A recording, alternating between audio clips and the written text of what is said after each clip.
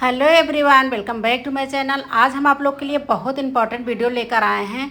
जैसे कि मुझे लगा कि चलो इस वीडियो में हम सबके कमेंट के रिप्लाई दे देते हैं। जैसे कि बहुत सारे कमेंट आते हैं, उनके साथ थ्रेडिंग करने में बहुत ज़्यादा प्रॉब्लम हो रही है, तो मैं उसी टॉपिक पर मैं आई हूँ कि सबके कमेंट के रिप्लाई दूँ और उसमें डीपली मैं बताऊँ कि कैसे आप लोग की प्रॉब्लम दूर होगी।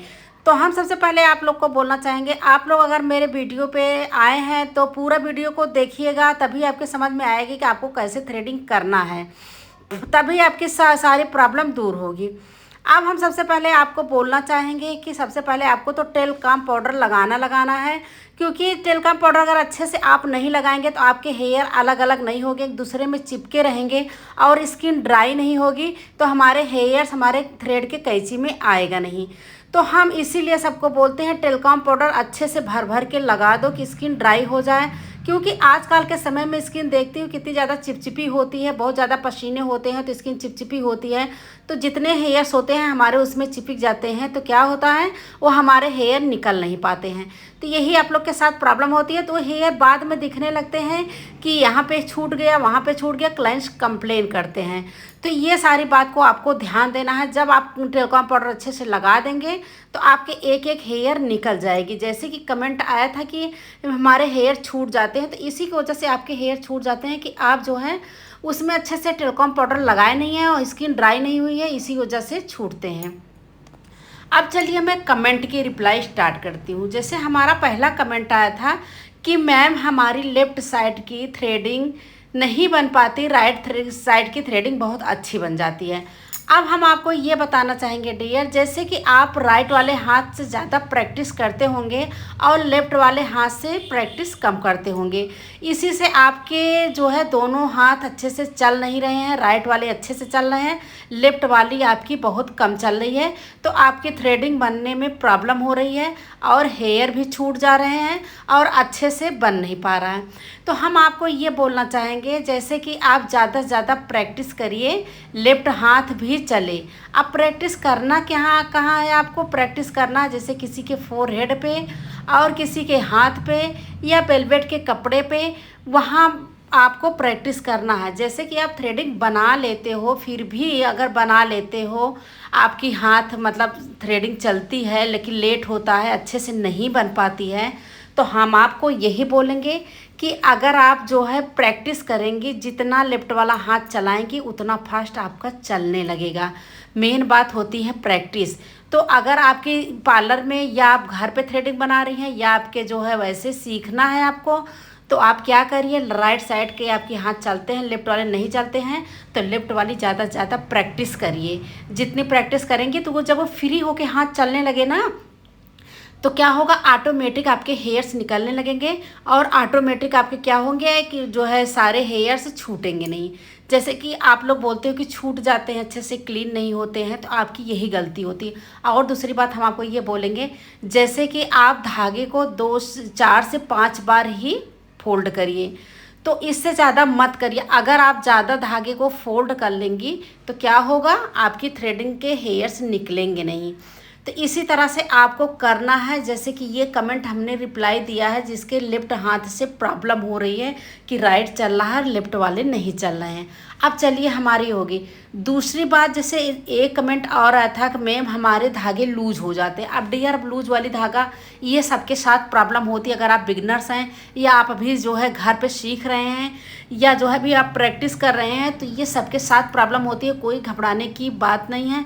जैसे कि हम आपको ये बताएंगे कि लूज क्यों होता है। जैसे कि अभी देखिए, इसके पहले हमने लाइव वीडियो अपने स्टाफ पे मैं थ्रेडिंग में पूरा डिटेल में समझाई हूँ कि धागे आपके लूज क्यों हो जाते हैं और आपके हेयर्स नहीं निकल पाते हैं। अब मैं इस वीडियो में उस टॉपिक पे मैं बताने वाली हूँ, ध्यान से सुनिएगा।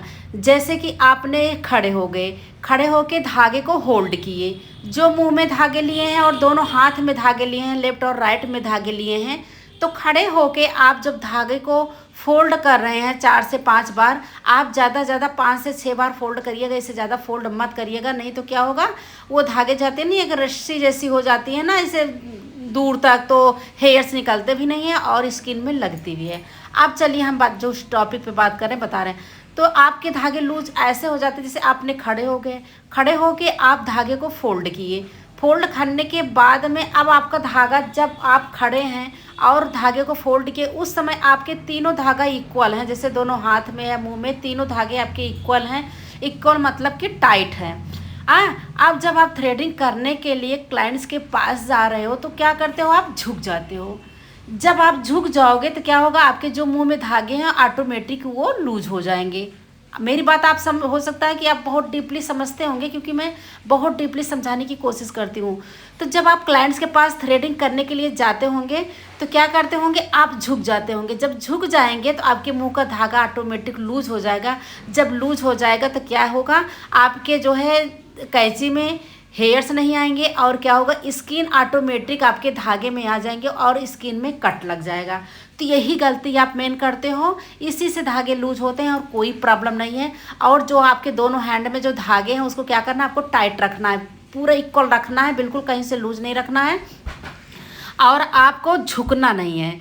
क्योंकि आप अगर प्रोफेशनल थ्रेडिंग करेंगे, जैसे प्रोफेशनल हैबिट बनाएंगे कि मेरी जो है कैसे मुझे करना है, अगर क्लाइंट्स के पास बहुत जाएंगे तो क्लाइंट्स को भी बहुत ज़्यादा ईचिंग होगी और उनको जो है थोड़ा सा ये लगेगा ना कि जैसे होता है ना सांस लेना बोलना, तो कभी कभी होता है ना कि कस्टमर जो है बहुत ज़्यादा अपने को अनफील समझते हैं, मतलब कि बहुत ज़्यादा उनको उलझन होती है थ्रेडिंग बनवाते समय। तो आपको इस बात को ध्यान देना है, आपको थोड़ा सा स्टैंड होके मतलब थोड़ा सा खड़े होके ही थ्रेडिंग करना है। क्योंकि ज़्यादा पास जाने के बाद में क्या होता है, बहुत ज़्यादा आपको भी होगा, जैसे कभी कभी होती है किसी को कोल्ड हुआ है या फीवर हुआ है या कुछ भी हुआ है तो वो आपके साथ भी प्रॉब्लम हो सकती है। जैसे वायरस होती है, आपके भी आ जाएंगे उनके भी आ जाएंगे। तो आप एक हैबिट बनाइए कि आप स्टैंड रहिए खड़े होके और धागा वहीं से चलाइए आराम से, क्योंकि वहाँ से बहुत ज़्यादा दूरी बनती है। तो इसी तरह से आपको थ्रेडिंग करना, जैसे देख रहे हैं ना हमारे तीनों धागा इक्वल हैं और जो मुंह में धागे लिए देखो वो भी एकदम इक्वल हैं। और मैं खड़े ही होके थ्रेडिंग करती हूँ, बस ज़रा सा डाउन होती हूँ। अगर आप ऐसे ही थ्रेडिंग करेंगे तो आपको बैक पेन भी नहीं होगा। नहीं कभी कभी होता है थ्रेडिंग किसी के बहुत ज़्यादा है, आप खड़े होके झुक के थ्रेडिंग कर रहे हैं तो क्या होगा, आपका बैक पेन भी होता है और आपकी उलझन होती है। ये होता है यार कितनी जल्दी थ्रेडिंग करें और इनको हटाएं, तो उसी में क्या होती है आपसे गलती हो जाती है, उनके हेयर्स भी छूट जाते हैं, उनकी थ्रेडिंग अच्छे से बन नहीं पाती और आप थ्रेडिंग करते करते बोर हो जाते हैं। तो ये सारी छोटी छोटी बात को अगर आपको शुरू से स्टार्टिंग में ही ध्यान देंगे तो क्या होगा, आपकी वो हैबिट बन जाएगी। जब वो आपकी हैबिट बन जाएगी तो क्या होगी, वो उसी के अकॉर्डिंग आप करेंगे और आपको भी प्रॉब्लम नहीं होगी। क्योंकि जब पार्लर ओपन होते हैं, अगर भी मान लीजिए आप घर में हैं, घर में कर रहे हैं तो एक दो थ्रेडिंग आ रही है।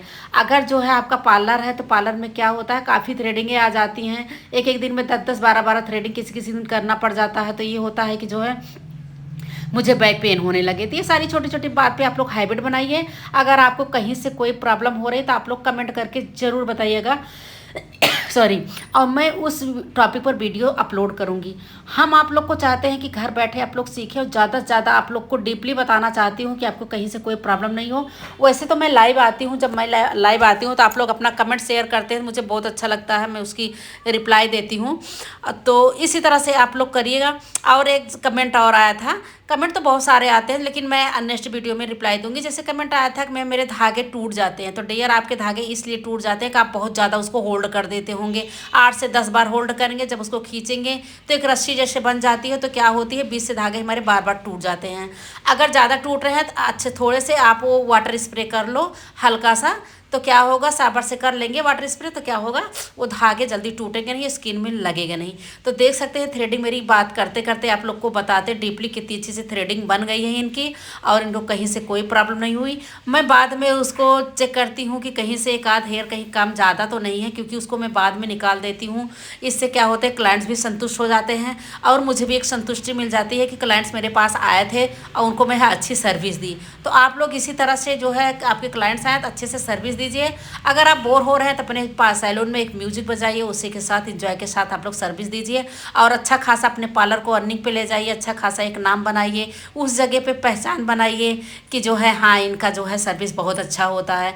तो हो सकता है मेरी वीडियो आप लोग को पसंद आई हो तो एक कमेंट जरूर करना और ज़्यादा से ज़्यादा इसको शेयर करना। अगर मेरे चैनल पे आप लोग न्यू विजिट किए हैं तो आप सब्सक्राइब करके जाइएगा। तो देख सकते हैं मेरी थ्रेडिंग कितनी अच्छी बन गई बात करते करते। तो आप लोग अपना ध्यान रखिए और प्रैक्टिस जारी रखिए, प्रैक्टिस में कमी मत करिए, आप लोग प्रैक्टिस करते रहिए और एक कमेंट करके और शेयर करके ज़रूर जाइएगा। Thank you so much, bye bye.